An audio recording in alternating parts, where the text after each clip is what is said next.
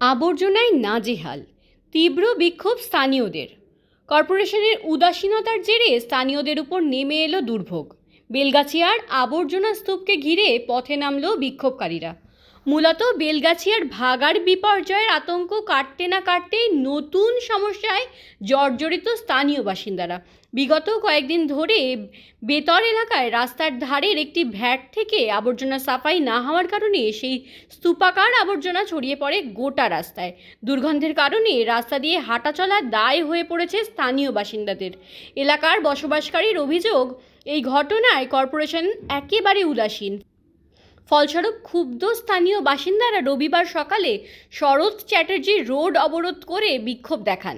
অবরোধকারীদের দাবি, অবিলম্বে এই স্থান থেকে ভ্যাট সরাতে হবে। জানা যায়, দীর্ঘক্ষণ অবরোধ চলার পর কর্পোরেশনের গাড়ি এসে আবর্জনা সাফাইয়ের কাজ শুরু করে। এই রাস্তাটা, এইখানে ডাস্টবিনটা, এটা ইললিগাল ডাস্টবিন। প্রথম এই ডাস্টবিনটায় আগে দু একটা বাড়ির ময়লা পড়তো। তারপরে এখানে এখন যেখানে এই এরিয়ায় যত নার্সিংহোম আছে, নবনীর, বিরল, তা এছাড়া এদিকে যে কটা রেস্টুরেন্ট, খাবে, জাইকা, ফিয়েস্তা, নক্স, ভিভানো গ্রিল, সবার ময়লা এদের করে এখনো খাবার পড়ে আছে এখানে।